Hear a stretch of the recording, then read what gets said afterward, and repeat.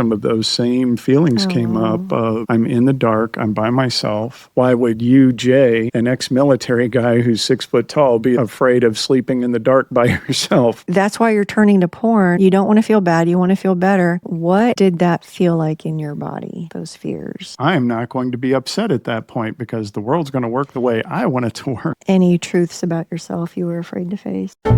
Welcome to The Couple Cure. Here's Jay and Lori Pyatt. Hi, everybody. Welcome to another episode of the Couple Cure podcast. I'm Jay. And I'm Lori. And today I have 8 questions for Jay, talking about emotions and what he was possibly running from as far as emotions go. But first, I want to say a big thank you to the people who have written in thanking us for this season. Seems to be making a pretty big impact. At the last video, I can't remember which one, but somebody else had given some feedback. And another person said, I love these videos. I love that Jay is so vulnerable and transparent. Thank you so much for making these. Another lady said, thank you, Jay and Lori, for all the work both of you are doing to help couples in recovery. Like my husband and I so appreciate both of your honesty and vulnerability. And this piece really touched me. Please know that the work you both are doing is helping so many women. One lady said, I love these videos. I love that Jay is so vulnerable and transparent. And then another lady, even though I will never hear the kind of things that Jay is saying from my husband, it decreases feeling like I'm crazy. I'm able to see what a healed man looks like, and it's something so different than my husband. She said she listened to 606 multiple times, and that was the one on brokenness. Wow. So thank you, and you didn't. I wanted to let Jay know this because he hadn't heard this feedback yet. So the only thing I would add there is healing man. I am not healed by any stretch, but I'm certainly different and handle things better, but there's still an addict in me, and there's still moments that are not all they could be. Yeah. And that last one actually was from a client of mine, and she told me that on the last call. And I was like, yeah, he's not completely healed. But I'm pretty clear with my clients, he'll always be an addict, and I always have to know, what am I going to do if he goes back to that lifestyle?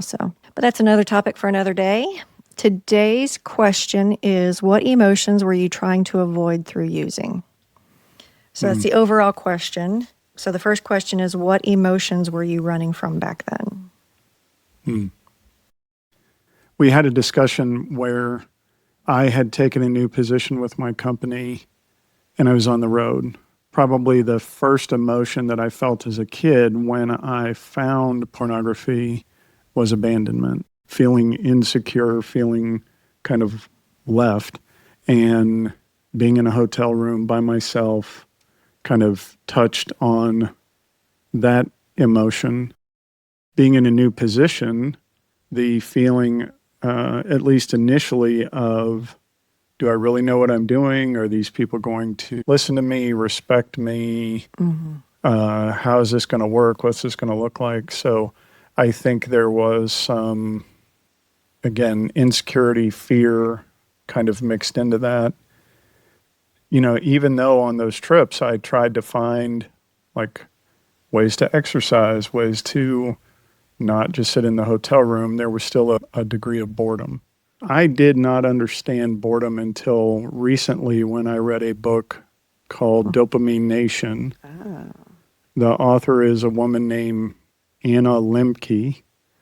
I do not recommend the book to addicts, but the workbook is really good. What she discusses about boredom is a moment when we're open to thinking about, what am I doing with my life? And am I being useful? And do I have a purpose? And what's my calling? And so it becomes this question of, why am I here and my existence? And I don't know that plays out in real time in my head, but certainly being bored led to video games and watching TV and all that other stuff as a kid. And so that sense of being bored was, I believe, a part of the, the emotional content of what was going on for me at the time as well. Okay. Yeah. There's also something about boredom, because that was going to be a question I asked you about, because he, like you've heard us say in the last few episodes, he could not sit still.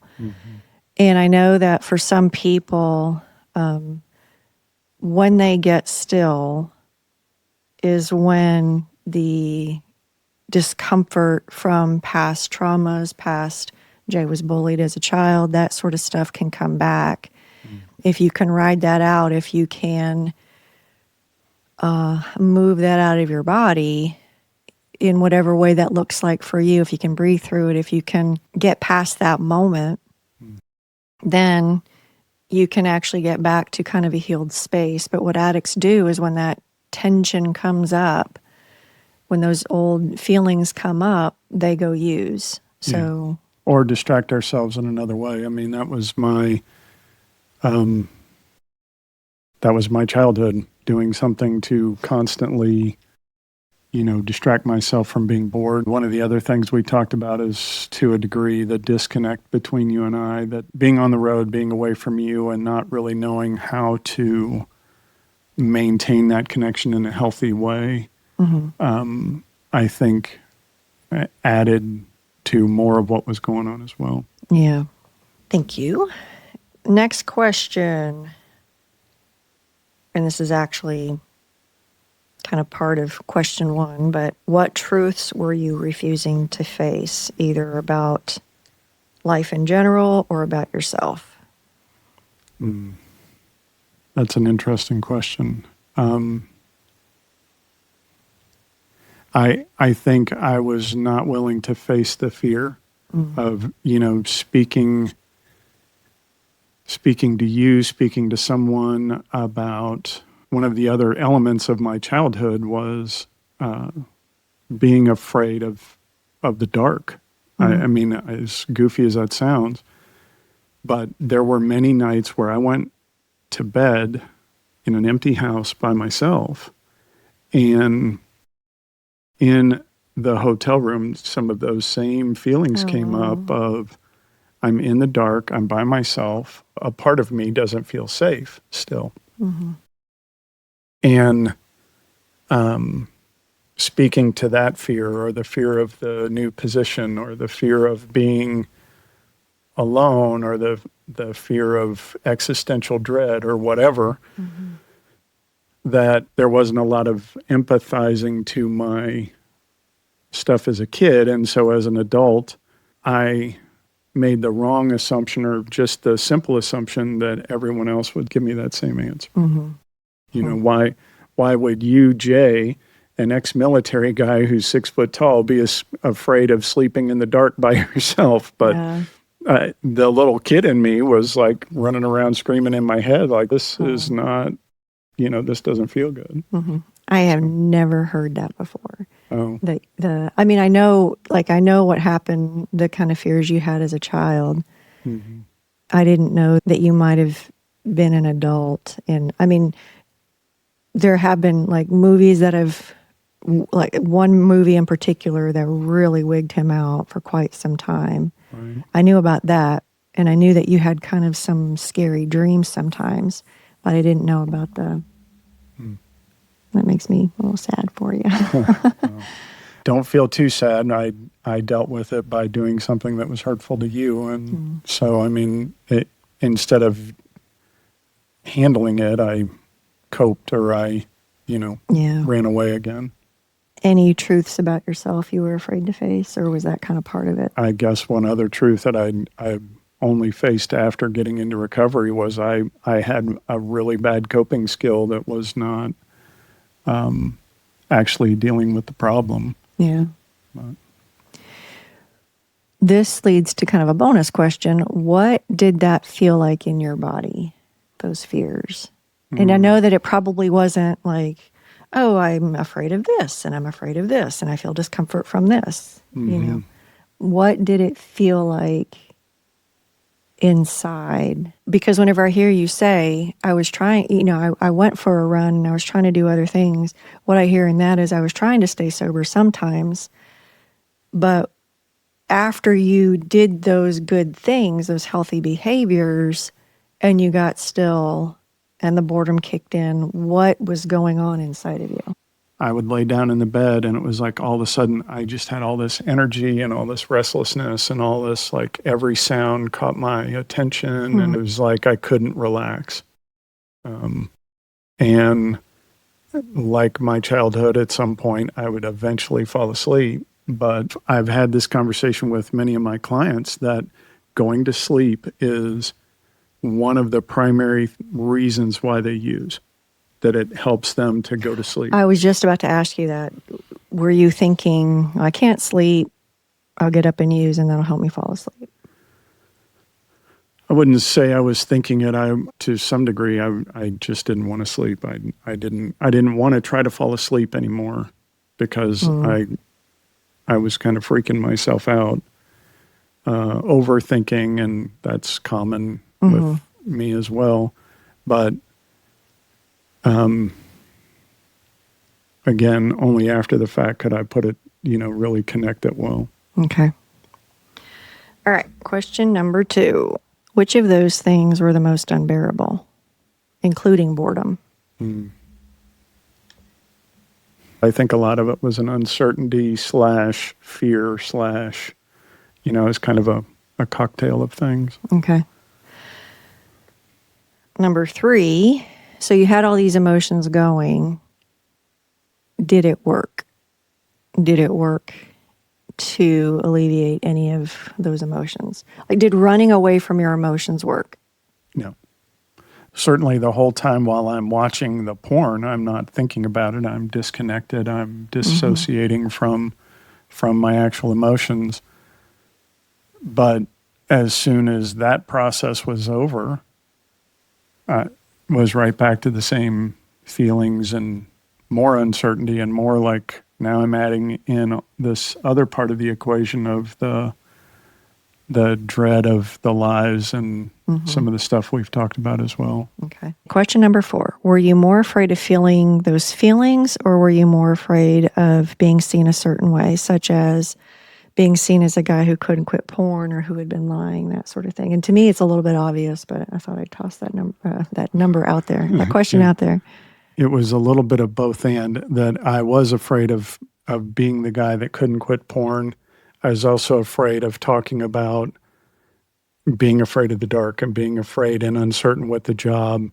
And so I think it was kind of 2 different layers of I would have to be vulnerable about both of those things, and that I can't manage these feelings without doing this thing, and I can't quit this thing because I'm having those feelings. So I think it was a little bit of both and.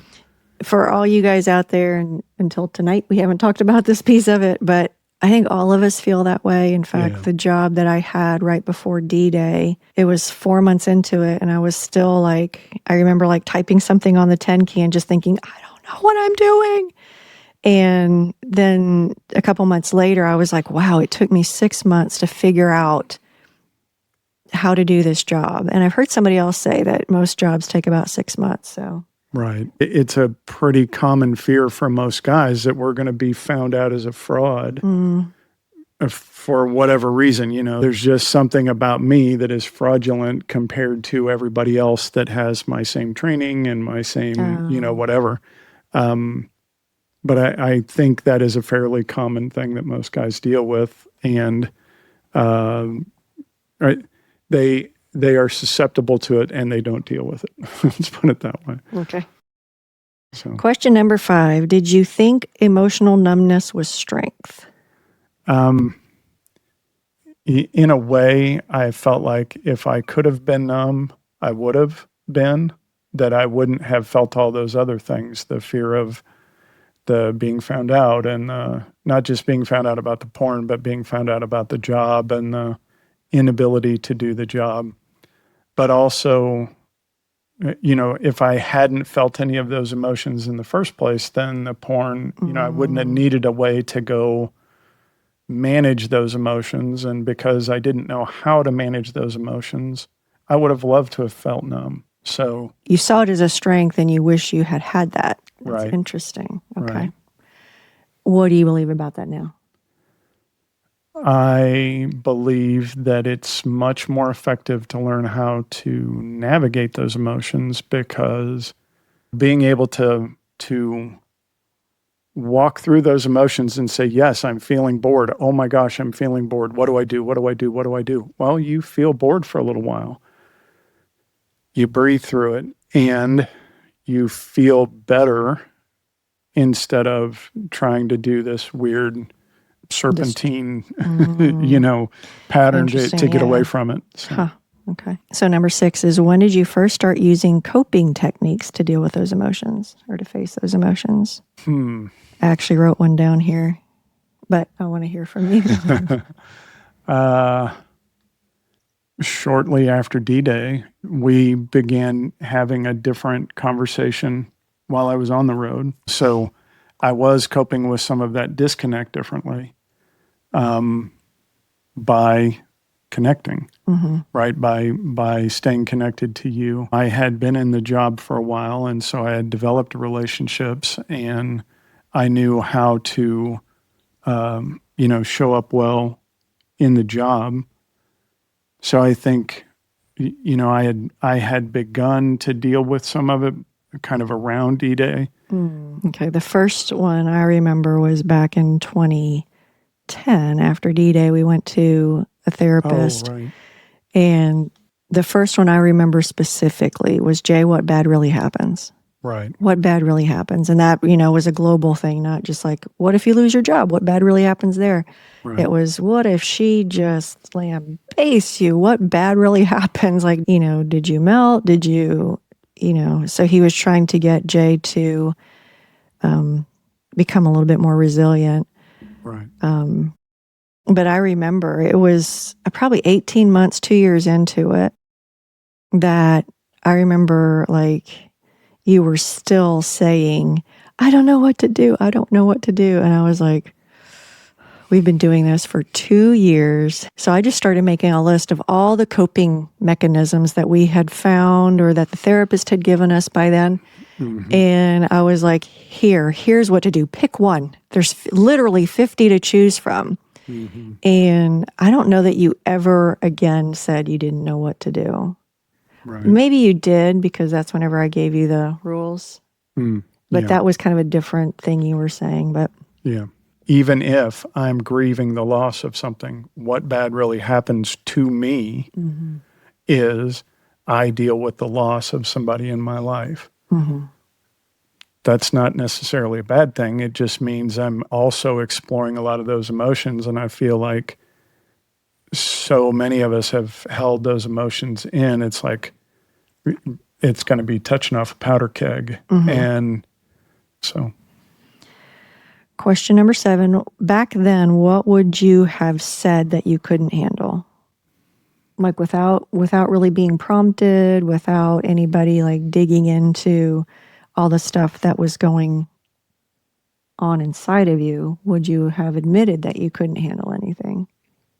I think I would have said being alone. Really? Yeah. I remember times where I was on trips where there was a group of people that were on the same trip, and we were all at a dinner, and all I wanted to do was get away from them. Really? And To so go use or just to get away? just to get away. It was like still feeling alien to the group, but not wanting to feel alone.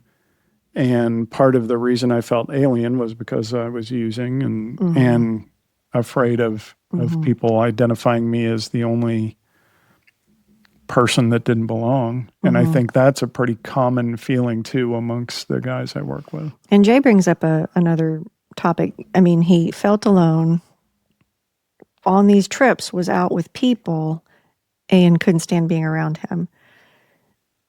He had always been kind of highly irritable. It was around this time I saw more of that.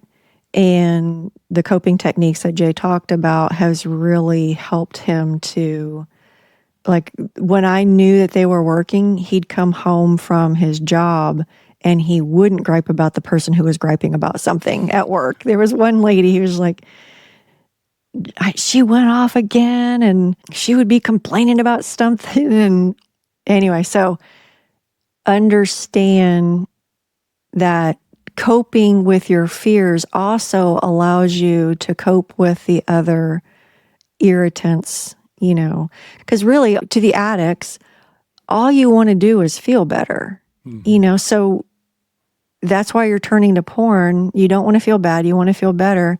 Find ways to feel better, not just in those moments, but throughout your life, Right. And they are out there. I was just talking to someone yesterday about this, the idea of expectations and acceptance. I used to go into so many situations with all these expectations that the world is going to work this way, and I'm not going to be upset at that point because the world's going to work the way I want it to work.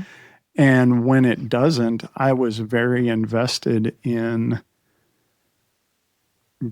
complaining about how it didn't meet my needs, right? It didn't live up to my expectations, instead of accepting, oh, I guess there is a way to live life behaving like that. Yeah.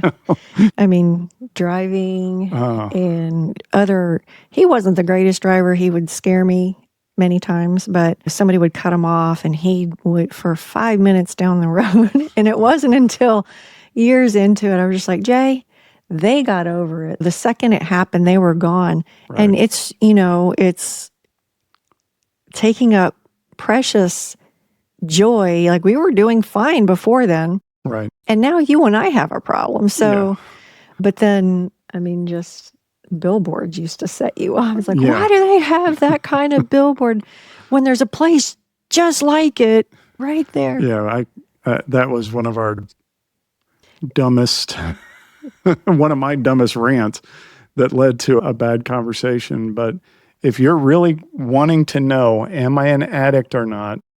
If a 5-second interaction with another human being ruins your entire day and ruins the day of the people around you, there's a good possibility that you're an addict. I'm not going to say it's guaranteed, but I'm going to say there's a good possibility. Like I've had 5-minute conversations that have messed up, long stretches of time. I might have been in my head and we might not have been connecting, but I wasn't like suddenly a bear around you. Anyway. Okay. Question number 8. What are the 2 or 3 biggest emotions you now face instead of flee?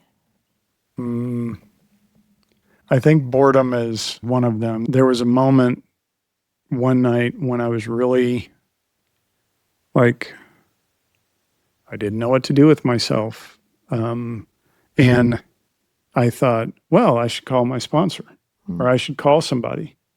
And in the moment, I had this clear realization of, that's a distraction from the feeling that I'm feeling. Oh, wow. Of being bored. And if I'll just sit and let myself be bored with no clue of like how I'm supposed to fill my time and just allow that moment to happen, that was a huge thing for me to recognize that I was using a recovery technique to distract myself from something that was actually going to be the healthier reaction in my recovery of navigating the emotions. So boredom's one of them. If you feel tempted to call your sponsor. Right. In that moment, I was thinking, okay, what I'm going to do is I'm going to wait 5 minutes. And if it doesn't get better, then I'll call somebody. I'm going to wait a little bit longer. And if it doesn't, and so the longer I waited, the less I felt it. Since then, I've kind of developed some other things to help me, but I think one of the other ones that I identified and deal with better is that sense of being abandoned. Because you and I have talked about this. There was one night, just kind of out of the blue, nothing had gone wrong, but Lori just got up and walked out of the room. And there was a part of me that like melted down. I was like, what? And I was like, it's okay. She just went in the other room, and so being able to navigate that differently has been really helpful. And then, the other emotion I would say that I handle much better is anger, but that's a cover emotion for everything else that I don't want to feel. And so I feel like I do at least try the emotion at first before, going in another direction with it. So. I can attest to he can be bored now. He went from like literally, if it were more than a couple minutes, you can't see my leg, but it's sitting there, his leg would automatically start and he'd be, just high energy needing to go somewhere. The abandonment thing now, if you're feeling lonely, you do healthy things. You turn to your higher power, you reach out to other people. And then the anger thing definitely has gotten better. One thing that I had written down I didn't bring up, but you used to, like back during that time of feeling afraid of your new position, I'm like, just go for it, just do it. And there was like this hesitation, and it was like, if I give too much, then they're going to expect it. They're going to expect me to always give more. What's your take on that now? Because that, I think, is something that you've faced instead of flee. Right. And that's a long-term conversation, this idea of excellence or of doing a job well versus getting a job done. And if I do a good job and somebody says, good job, hey, I've got another project for you, like, okay, I'll have the emotional resource for that too. And maybe this is the fixed versus the growth mindset as well, in that the fixed mind would say, I only have so much energy I can spend. I only have so much I can do, where the growth mindset says, I'll get better at doing this well because I'm practiced at doing it well, and it won't take as much energy. I began to recognize it feels good to do a job well. This room is part of that. You should see it. He's done such a good job on it. But there is some of that is the reward that feels good, and that it's really not that hard to do it well. So he brought up Dopamine Nation, again, not a great book for addicts. One of the concepts that came out of it, though, was pride in a job well done. The issue with pornography is right in that moment it feels good, and then comes the crash. It no longer feels good. You can't look back and receive dopamine. That's why you have to use again. Whereas a job well done, that you can. And so it's a long-term dopamine. Well, that's all the questions I had. I thank you again for answering them. And we will see y'all on the next episode. All right. Bye, everybody. Bye. Print. Control P, print. Control P, print. It's right there. Hi, everybody, and welcome to another episode of the Couple Cure podcast. I'm Lori. And I'm Jay. And today, you know what? You are on mute. That sucks. We'll try it again.